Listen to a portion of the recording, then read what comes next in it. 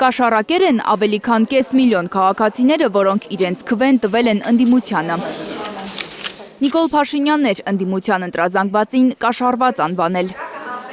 Ու ինչ է անում երկրի վարչապետ հանդիսացող մարդը ու իր ողջ թիմը 100 հազարավորներով քաղաքացիների, ովքեր այլախոհությամբ են հանդես եկել, ովքեր իրենց քաղաքական հայացքները այլ կերպ են դրսևորել ու քվեն տվել են այլ քաղաքական ուժերի, պիտակավորում եւ անվանում են կաշառակեր։ Հայաստան դաշինքի ներկայացուցիչ Ագնես Ախամոյանը ընդդիմությանը քվե տված քաղաքացիներին կոչ է անում դատական հայց ներկայացնել Փաշինյանի դեմ, իրենց զրպարտելու համար։ Ես նախ ուզում եմ մեր բոլոր հայրենակիցներին, բոլոր քաղաքացիներին, ովքեր իրենց ձայնը տվել են ընդդիմադիր ուժերին, զրպարտության համատարած հայցեր ներկայացնեն Նիկոլ Փաշինյանի դեմ եւ փոխհատուցում պահանջեն իր զրպարտիչ խոսքերի համար։ Ագնես Ախամոյանը նկատում է, Հայաստան դաշինքի պատգամավորի թեկնածու Աշոտ Սիմոնյանին ձերբակալել են 2 տարի առաջ եղած մի հեռախոսազրույցի ձայնագրության համար։ Այն հետո ներկայացվել է իբրև նախընտրական կաշառք բաժանելու փորձ։ Պարզվում է, որ Աշոտ Սիմոնյանը Խաչքարի տեղադրման համար, եթե չեմ սխալվում, 2 տարի առաջ միջոցներ է տրամադրել։ Սեփական միջոցներով Խաչքար է տեղադրել։ Այդ աջակցությունը իր կողմից սեփական միջոցներից նորից եմ շեշտում 2 տարի անց զրույցի մեջ ներկայացվում է հակակոռուպցիոն կոմիտեի պատրաստած տեսանյութով մատուցվում է որպես ընտրությունների ընտրակաշառք։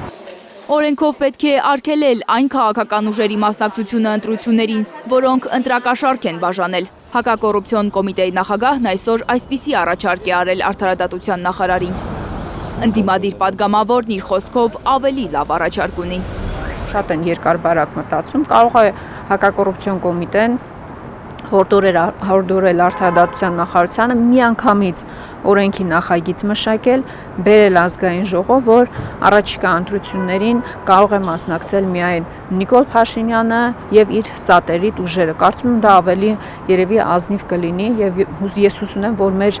եվրոպացի գործընկերները տեսնում են, թե մենք ժողովրդավարության ինչպիսի բաստիոնում ենք ապրում։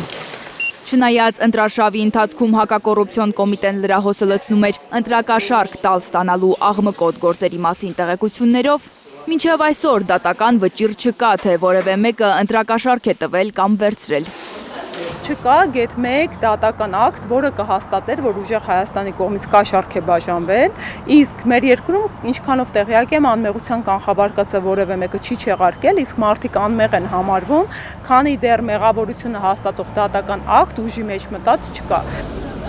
Հակակոռուպցիոն կոմիտեի վերջին տվյալով 125 վարույթ է նախաձեռնված հիմնականում ընտրակաշառք տալ ստանալու եւ նախընտրական շրջանում բարեգործության արգելքը խախտելու համար։ Բայց որևէ մեկը դեռ դատարանի առաջ չի կանգնել։ Այո, բարգավաճ Հայաստանից էլ ունենք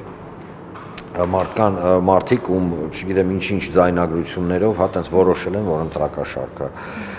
ուժեղ Հայաստանից ունենք։ Եթե չեն սխալվում, Հայաստան դաշինքում էլ կան ձերբակալված եւ բերման ենթարկված մարդիկ։ Այսինքն մենք այստեղ ունենք մի իրավիճակ, որը ցույց է տալի հետեւյալը։ Շատ կարևոր է, գիտեք մեկ էլ ինչ է ընդգծել, գեթ 1 դատարանի որոշում չկա, որ այդ մարդիկ ընտրակաշառք են բաժանել։ Ըստ Գոհար Մելոյանի, այդ ինքը Նիկոլ Փաշինյանն է իշխանական լծակներն օգտագործելով կաշառել թոշակառուներին, ընտրություններից 2 ամիս առաջ թոշակը բարձրացնելով։ Սկսած են հայտնի թոշակի դրվագը, վերջացած համայնքի ղեկավարների կողմից առանձին սոցիալական օգնությունները քաղաքացիներին, այսինքն արդյոք դա կաշառք չէ, ուղղակի մեր բոլորիս գրպանից, հա, քաղաքացու գրպանից։ Արման Աբովյանն ասում է, հրապարակված ձայնագրությունները կոնտեքստից կտրված են։ Սոցիալական թեմաների շուրջ մարդկանց առօրյա զրույցները մատուցվում են իբրև ընտրակաշառքի մասին խոսակցություն։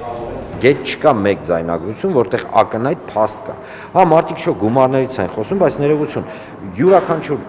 հեռուստադիտողի հեռախոսը լսես, կարող է տղեն, չգիտեմ, հոր հետ խոսում են, շո գումարային հարցեր են բանում, կտրեն, գցեն կոնտեքստից դուրս ու վերջ։ Բարգավաճ Հայաստան կուսակցության պատգամավորի թեկնածուն կարծում է, որ ընտրակաշառքի շուրջ արհեստական սկանդալներով իշխանությունը փորձում է շեղել հասարակությանը Հայաստանին սպասվող մեծ ճգնաժամից։ Հարցածակում ինչի համար իրենք ընտրակաշառքների այդ թեման առաջ տանում, որոնք չկան, դա հիմարագույն սուտ է, բայց ինչի համար են առաջ տանում, ինչի համար են զուտ թշնամանք, չգիտեմ ինչ սերմանում, շատ պարզ պատճառով, քանզի Հայաստանը կանգնած է ծանրագույն կոլապսի առջև, իսկ դա անխուսափելի լինելու է այս իշխանության պարագայում, տնտեսական, քաղաքական եւ այլն, իրենք խնդիր ունեն մեղավոր գտնել։ Լանա Համբարձումյան, Նորայր Շարբաթյան, Էլեն Յահինյան, Հայլուր։